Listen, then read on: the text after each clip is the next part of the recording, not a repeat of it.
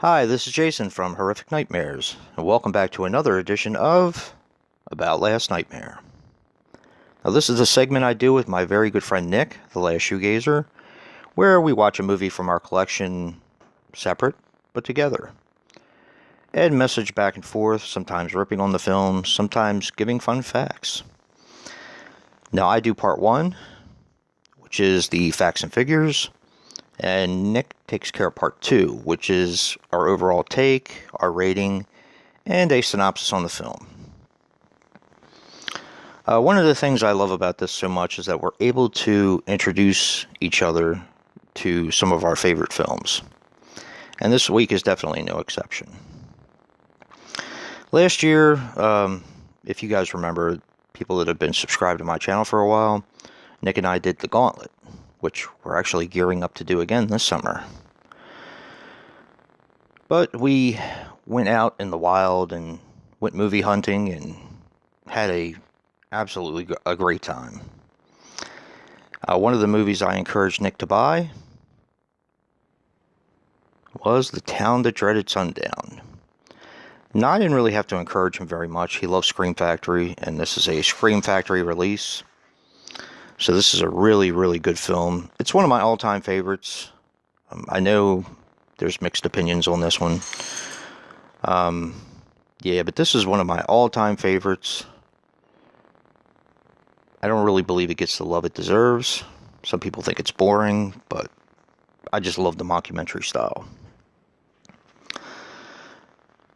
Now, The Town That Dreaded Sundown is a 1976 film, which runs approximately 90 minutes. And is directed by Charles B. Pierce, who is one of my favorite directors. I love his style. I love the films that I've seen that he's done. And, yeah, he's just an awesome guy. Unfortunately, he passed away on March the 5th of 2010 at the age of 71 due to natural causes. Now, he did Sacred Ground, The Evictors, which is also on this Blu-ray. This actually comes with the Blu-ray and DVD combo. On the DVD, The Evictors, they do a double feature. Unfortunately, not on the Blu-ray. Now, Scream Factory released this individually on the Blu-ray, and I've been kind of fighting with myself on whether or not to pick it up, because I do really love that film. And he also did The Legend of Boggy Creek and Boggy Creek 2, The Legend Continues. I love The Legend of Boggy Creek. It's just awesome. Now, this stars Ben Johnson as Captain J.D. Morales. Ben Johnson unfortunately passed away on April the 8th of 1996 at the age of 77 due to a heart attack. He was in some very, very good films. He had a small part in Red Dawn. He was in Terror Train, where he played the conductor. And he was in The Swarm. This also stars Andrew Prine as Deputy Norman Ramsey. He was in The Lords of Salem, Sutures, Glass Trap, and Amityville 2: The Possession.